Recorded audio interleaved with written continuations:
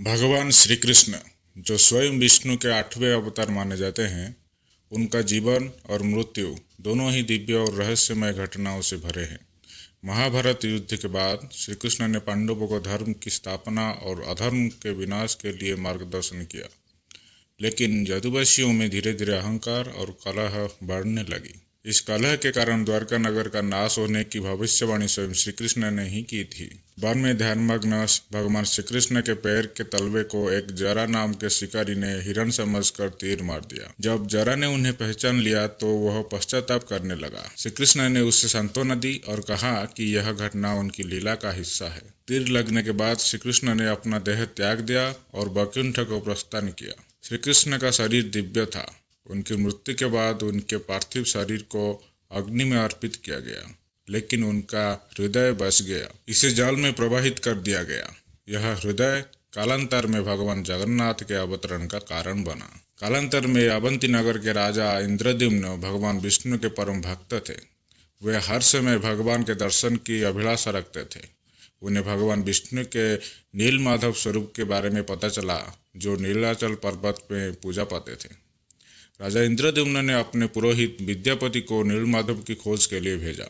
विद्यापति ने खोज करते हुए सबर जाति के प्रमुख विश्वावसु से मुलाकात की, जो नीलमाधव की पूजा करते थे। तो विद्यापति ने विश्वावसु के बेटी के साथ प्रेम करके उनसे विवाह कर लिया और बेटी के बात पर विश्वावसु ने विद्यापति को प्रभु श्री नीलमाधव जी के पास लेके गए, मगर उनके आंखों में पट्टी बांध कर ले गए ताकि उस स्थान के बारे में किसी को पता ना चले। लेकिन विद्यापति भी बहुत चतुर थे।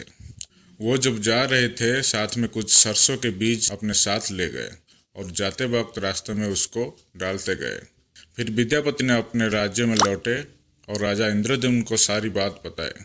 फिर राजा इंद्रद्युम्न ने विद्यापति के साथ नीलमाधव की दर्शन के लिए निकले।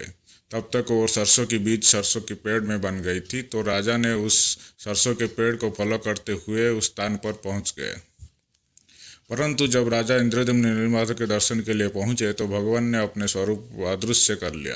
राजा इंद्रद्युम्न को बहुत निराशा हुआ, लेकिन भगवान विष्णु ने राजा को सपनों में दर्शन देकर कहा कि वो अब एक नए रूप में प्रकट होंगे और राजा को समुद्र के किनारे एक दिव्य लकड़ी का प्राप्त होगी। स्वप्न के अनुसार अगले दिन राजा को समुद्र किनारे एक दिव्य नीम की लकड़ी प्राप्त हुआ और राजा ने उसको भगवान की मूर्तियां बनाने के लिए ले आए। राजा इंद्रद्युम्न ने भगवान विष्णु के आदेश का पालन करते हुए एक भव्य मंदिर का निर्माण कराया और देवताओं से प्रार्थना की कि मूर्तियों का निर्माण करने के लिए किसी दिव्य शिल्पकार को भेजे। उनकी प्रार्थना का उत्तर स्वयं विश्वकर्मा जी ने दिया। विश्वकर्मा जी ने देवताओं के शिल्पकार के रूप में जाना जाता है। वो साधारण वृद्ध व्यक्ति का स्वरूप धारण करके राजा के दरबार में पहुंचे।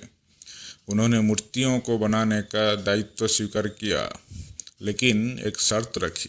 विश्वकर्मा जी ने कहा कि वह मूर्तियों को एक बंद कमरे में बनाएंगे, जो कि 21 दिन तक चलेगा, और जब तक निर्माण कार्य पूरा ना हो जाए कोई भी दरवाजा खोलने का प्रयास ना करेगा। राजा इंद्रद्युम्न ने यह शर्त मान ली और कार्य शुरू हो गया। विश्वकर्मा जी एकांत में मूर्तियों का निर्माण कर रहे थे।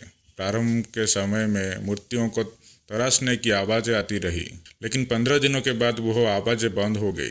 राजा और उनकी रानी को चिंता होने लगी कि कहीं वृद्ध शिल्पकार को कोई नुकसान तो नहीं हुआ। उनके धैर्य का अंत हो गया और रानी के कहने पर राजा ने दरवाज़ा खोलने का निर्णय किया। लेकिन जैसे ही राजा ने दरवाज़ा खोला, कमरे के भीतर विश्वकर्मा जी अंतर्धान हो गए और कमरे में 3 अधूरी मूर्तियाँ थीं, भगवान जगन्नाथ, उनके भाई बलभद्र और उनकी बहन सुभद्रा की। इन मूर्तियों के हाथ और पैर अधूरे थे। राजा इंद्रद्युम्न को इस पर बड़ी चिंता हुई, लेकिन तभी उन्हें भगवान विष्णु की दिव्य वाणी सुनाई दी। उन्होंने कहा, यह अधूरी मूर्तियां ही मेरी पूर्णता का प्रतीक है। इन्हें इसी रूप में स्थापित किया जाए। राजा इंद्रद्युम्न ने भगवान विष्णु के आदेश का पालन किया और भव्य समारोह के साथ इन मूर्तियों को पुरी की एक मंदिर में स्थापित किया। इन मूर्तियों में भगवान श्री कृष्ण के अमर हृदय को भी स्थापित किया गया। लेकिन इन मूर्तियों की स्थापना करने में बहुत कुछ विघ्न आए, जो हम नेक्स्ट वीडियो में बात करेंगे। जय